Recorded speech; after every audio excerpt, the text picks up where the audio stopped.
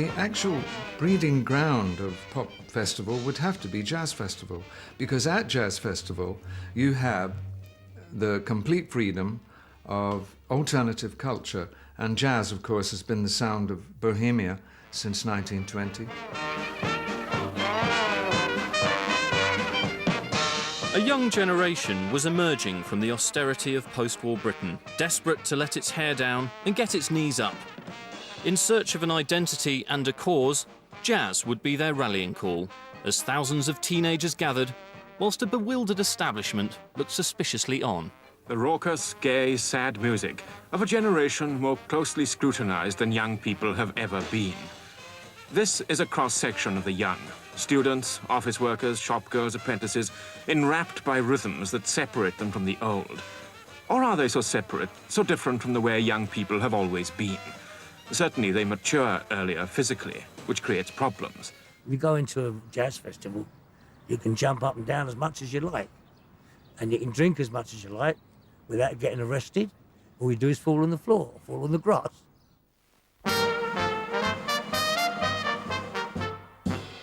Freedom. Freedom for the individual.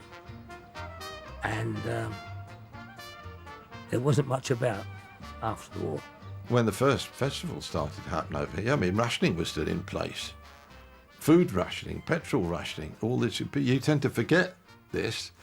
You know, the young people that had grown up during the war had had a pretty frightening time.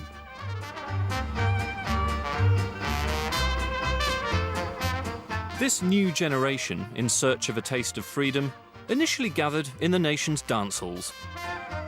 But their hunger for an escape from convention led them out into the country in search of something different. Even a young Rod Stewart.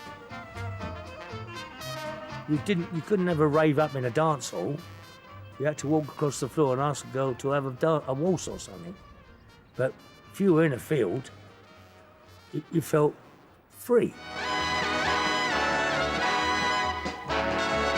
The lawns of Palace House were given over to the 6th U.K Jazz Festival. It's the event at which the fans forget the conventional life, let themselves go, and dress like crazy. In 1956, an aristocrat by the name of Lord Montague began to put on a yearly jazz festival at his home in Hampshire. He had the facility of doing what he wanted to in his own estate, no neighbours, you know, within any distance and so on. And he fancied having a jazz do, and he would have the ability of doing it. And it was just a larger jazz concert. They were a bit like the art school dance taken to the country, you know, and people would dress weird, and, you know, it's the Chelsea Arts Ball decanted into a meadow. It kind of shocked the locals and upset the sheep. It became very, very successful.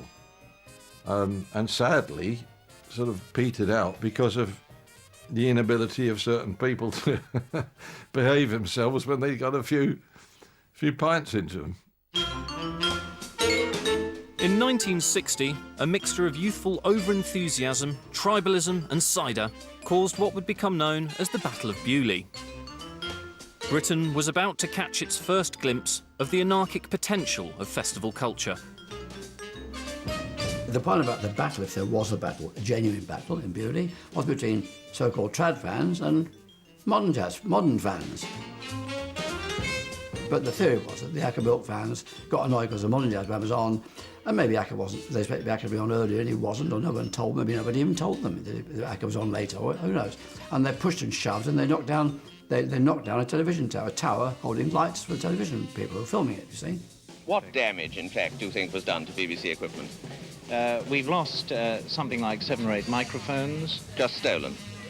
Vanished overnight, virtually. Where they are, well, goodness only knows. Mm-hmm. But it really did become quite impossible to go on satisfactorily broadcasting. We had to come off the air 5 minutes early, in fact.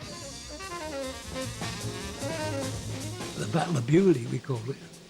And they all rushed the stage at one time and got on a piano to get up under the roof. And the piano collapsed. People were trying to lift it up, and I'll get it level. He said, no, leave it, it's all right, I can manage like this. So that they eventually got it up, and there was some bloke underneath it with a couple of cracked ribs or something. Lord Montague said to me, play 'em a blues to calm 'em down. That wasn't going to do any good, but we'd play the blues, but it didn't make any difference. They were still leaping about the place. I think you always have to remember that the Brits have always been very strong on gangs. One of the things I think festivals provided was a chance for those people to meet, the people in the gang. It was just young people going through a mild form of protest, basically, that we want our world.